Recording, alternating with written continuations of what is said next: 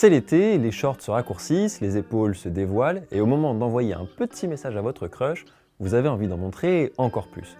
Mais attention, séduire en photo, c'est tout un art et il y a quelques règles à respecter avant de se lancer. Alors, comment bien nuder tout l'été sans déraper? Suivez le guide. On va commencer par la base. Il faut s'assurer que tout le monde est OK. Donc, on demande l'autorisation avant d'envoyer une photo. L'article 624-2 du Code pénal prévoit une amende de 750 € pour l'envoi d'une photo à caractère sexuel sans consentement à une personne de plus de 15 ans et 1 500 € si le destinataire a moins de 15 ans. Et évidemment, en cas de récidive, ça peut aller beaucoup plus loin. Alors, comment poser les bases du consentement? C'est l'idée de demander et d'avancer avec des mots et de dire, voilà, j'ai envie, j'aurais envie, est-ce que ça t'intéresserait si...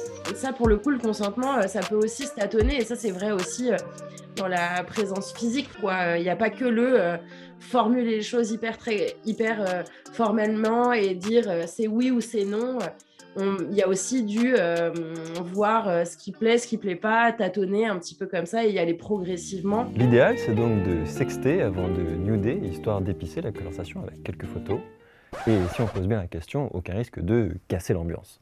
Je pense que ce qui casse l'ambiance, c'est de recevoir des photos qu'on n'a pas demandées. Ce qui casse l'ambiance, c'est quand on a des photos intimes qui sont divulguées par un partenaire de confiance ou en tout cas qui l'a été pendant un moment, quoi. Ça casse l'ambiance. Tout en respectant les limites et les désirs de l'autre, il faut aussi que tout le monde participe.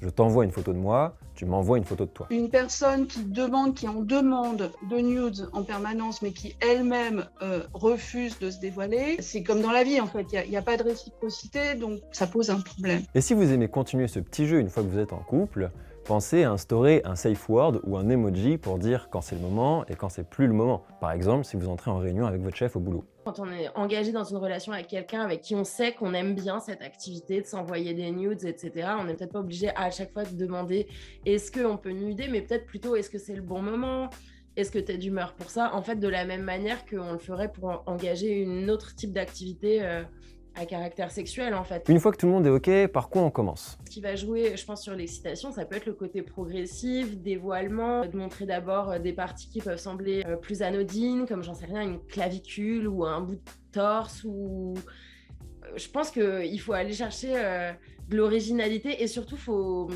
solliciter l'imagination. Sortez donc vos clavicules et rappelez-vous que toutes les parties du corps peuvent être sexy, de la cheville aux fesses, toutes sauf une. On évite les gros plans, on évite le flash, on évite les photos du sexe avec une canette de coca à côté ou je sais pas pour l'échelle. Parce que le nude, c'est avant tout faire monter le désir chez votre partenaire. C'est de l'érotisme, pas du porno. Et dans l'érotisme, on ne montre pas son aubergine. En réfléchissant à la proposition, à ce qu'on met dans l'image, on va créer des images qui nous ressemblent. Et là, je pense qu'on touche à un érotisme qui est en fait beaucoup plus pertinent et beaucoup plus puissant que juste la simple photo de partie génitale. Voici donc quelques conseils de notre experte pour faire de jolies photos de vous. D'enlever son flash.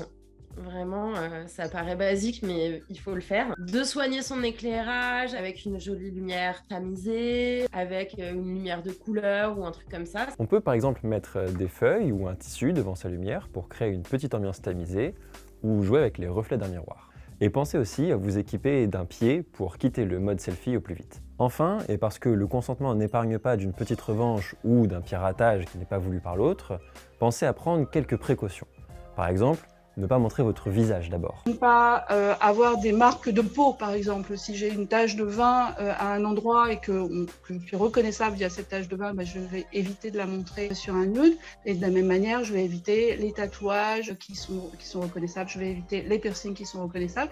Et une chose à laquelle on pense moins, je vais éviter tout ce qu'il y a derrière moi et qui est reconnaissable. On va éviter de faire des nudes si on est en connexion avec un cloud, avec des sauvegardes sur un cloud. On va couper cette connexion, on va se mettre en mode avion, on va faire sa photo, on va faire son selfie nu, on va envoyer son selfie, on va supprimer son selfie et on est safe là. On vous encourage aussi fortement à faire la photo directement dans la conversation avec votre partenaire plutôt que de passer par la galerie. Ça vous évitera d'envoyer par mégarde vos fesses à mamie. Voilà, vous savez tout pour bien nuder tout l'été sans déraper.